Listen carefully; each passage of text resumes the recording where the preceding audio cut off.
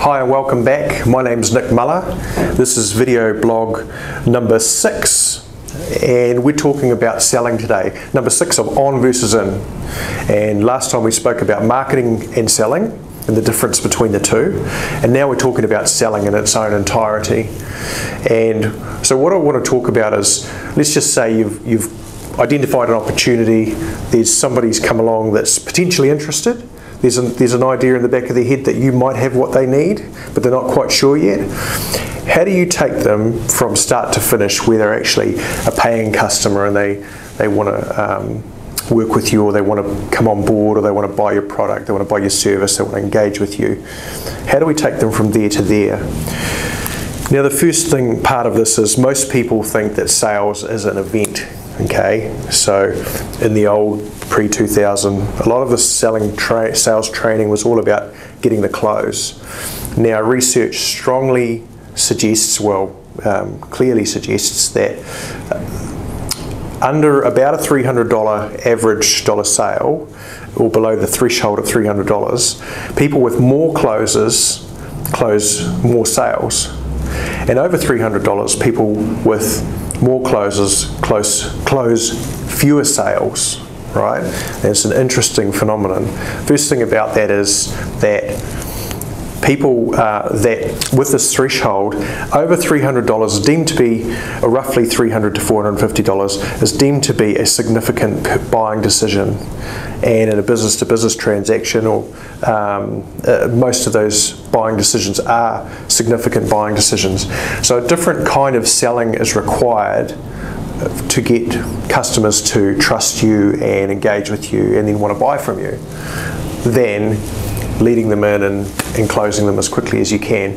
So people who are trained with more closes, the note is people who are trained with more closes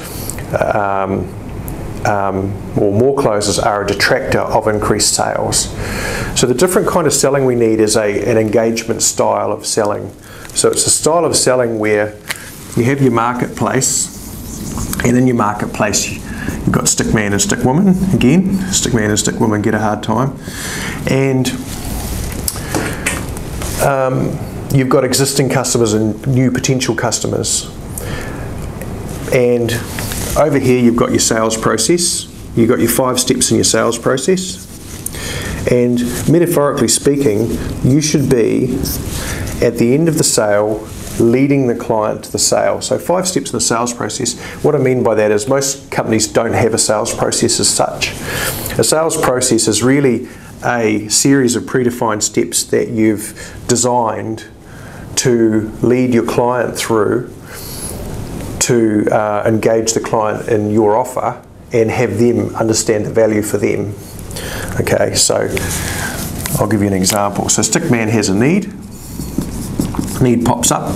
I'm ready to buy. I'm looking for what you might have for me. He finds an advertisement, net site, centre of influence, something like that, and drops into your sales process.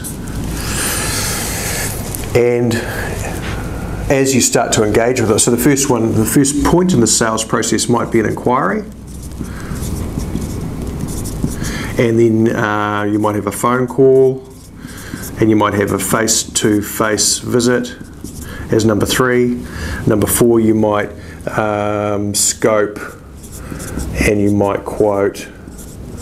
I'm not quite sure. And then number 5, you might assess logistics.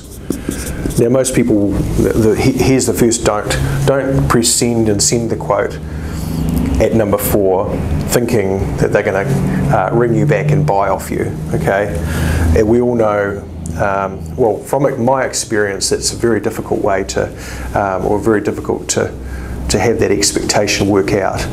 And so I'm not going to spend too much time on that, but I'm just going to say that a lot of companies win and lose at this point.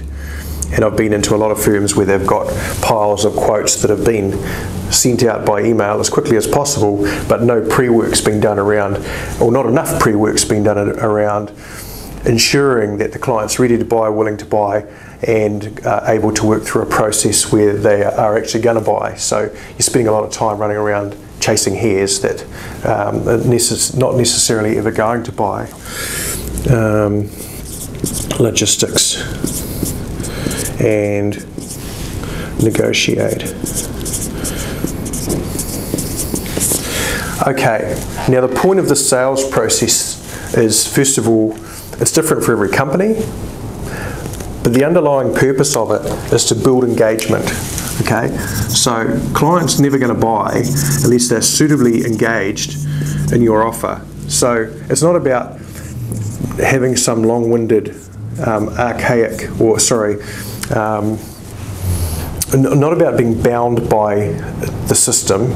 It's actually about lifting the engagement of the prospective buyer as they go through the process till they get to the point where they're ready to buy.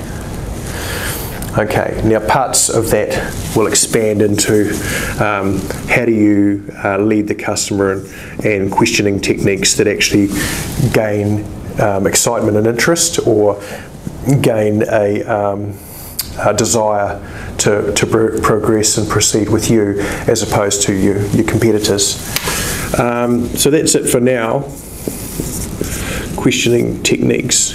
That's the fundamental background behind a good sales process, and there's a whole lot more to it. I'll be building on this as we go along. Thanks.